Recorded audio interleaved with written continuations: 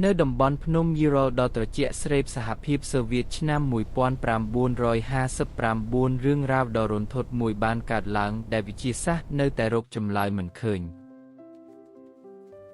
ក្រុមនិស្សិត9នាក់ដឹកនាំដោយ Igor Delov បានចាប់ផ្ដើមដំណើរផ្សងព្រេងឆ្ពោះទៅកាន់តំបន់ដែលគ្មានមនុស្សរស់នៅ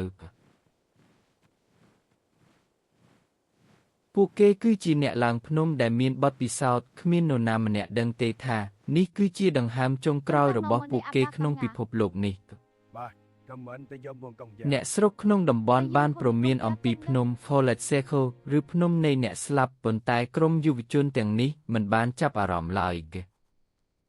ថ្ងៃទី1 ខែកុម្ភៈព្យុះព្រឺបានចាប់ផ្ដើមវាយប្រហារពួកគេបានសម្រេចចិត្តបោះតង់នៅលើជម្រាលភ្នំដ៏ខ្ពស់ត្ដែក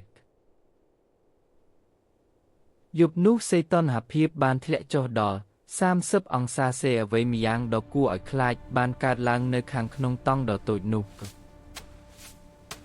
ភ្លាមនោះភាពភ័យខ្លាចបានមកដល់ពួកគេមិនទាំងមានពេលបើកទ្វារតង់ផងគឺប្រើកាំបិតវះចេញពីខាងក្នុងដើម្បីរត់គេចពួកគេរត់ទាំងស្លន់ស្លោខ្លះគ្មានស្បែកជើងខ្លះមានតែខោអាវក្នុងតើអ្វីទៅដែលគួរឲ្យខ្លាចជាងការកកស្លាប់ក្នុងទឹកកកមានសេចក្តីរាយការណ៍ថាគេឃើញដុំភ្លើងពណ៌ទឹកក្រូចចម្លែកហោះនៅលើមេឃយប់នោះតើវាជាបាតុភូតធម្មជាតិឬជាអ្វីផ្សេងច្រើនថ្ងៃក្រោយមកក្រុមស្វែងរកបានរកឃើញតង់ដែលបោះបង់ចោលរបស់របរនៅដដែលប៉ុន្តែគ្មានមនុស្សសូម្បីម្នាក់ទេ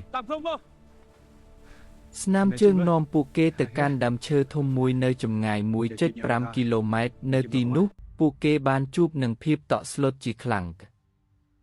សាកសព2នាក់ដំបូងត្រូវបានរកឃើញនៅក្រោមដើមឈើពួកគេស្លាប់ដោយសារការកកប៉ុន្តែដៃរបស់ពួកគេមានរបួសដូចជាព្យាយាមឡើងដើមឈើមិនឆ្ងាយប៉ុន្មានសាកសព Igor Delov ក៏ត្រូវបានរកឃើញគាត់ហាក់ដូចជាព្យាយាមវាត្រឡប់ទៅរកតង់វិញមុនពេលដង្ហើមចុងក្រោយ2 ខែក្រោយមកសាកសព4នាក់ចុងក្រោយត្រូវបានរកឃើញក្នុងជម្រៅព្រិល4ម៉ែត្រស្ថានភាពរបស់ពួកគេគឺរន្ធត់បំផុតសាកសពខ្លះមានការបាក់ឆ្អឹងជំនីនិងរលាកក្បាលយ៉ាងធ្ងន់ធ្ងរដោយត្រូវរថយន្តបុកក្នុងល្បឿនលឿនប៉ុន្តែគ្មានស្នាមរបួសខាងក្រៅអ្វីដែលធ្វើឲ្យគ្រូពេទ្យពិនិត្យសាកសពស្រឡាំងកាំងគឺសាកសពម្នាក់បានបាត់អណ្ដាតនិងគ្រាប់ភ្នែកទាំងសងខាងយ៉ាងអាថ៌កំបាំងមិនត្រឹមតែប៉ុណ្ណោះសម្លៀកបំពាក់របស់ជនរងគ្រោះត្រូវបានគេរកឃើញថាមានជាប់សារធាតុវិទ្យុសកម្មក្នុងកម្រិតខ្ពស់មិនធម្មតាទ្រឹស្ដីមួយលើកឡើងថាពួកគេបានចូលទៅក្នុងតំបន់សាកល្បងអាវុធសម្ងាត់របស់សូវៀតហើយត្រូវរដ្ឋាភិបាលបិទមាត់ទ្រឹស្ដីវិទ្យាសាស្ត្រថ្មីនិយាយថាវាអាចជាប្រភេទព្រើបាក់ខ្នាតតូចដែលវាប្រហារពួកគេទាំងកណ្ដាលយប់ឬមួយវាជាសំឡេងអាំងហ្វ្រេសូនិកដែលបង្កើតដោយខ្យល់បក់ធ្វើឲ្យពួកគេភ័យស្លន់ស្លោរហូតដល់ឆ្កួតអវ័ยวៈអ្នកខ្លះជឿថាវាជាស្នាដៃរបស់បិសាចព្រិលឬយីថេដែលរស់នៅក្នុងតំបន់ដាច់ស្រយាលនៃភ្នំយូរ៉ូនេះរដ្ឋាភិបាលសូវៀតបានបិទសំណុំរឿងនេះយ៉ាងលឿនដោយសន្និដ្ឋានថាវាជាកម្លាំងធម្មជាតិដែលមិនអាចទប់ទល់បាន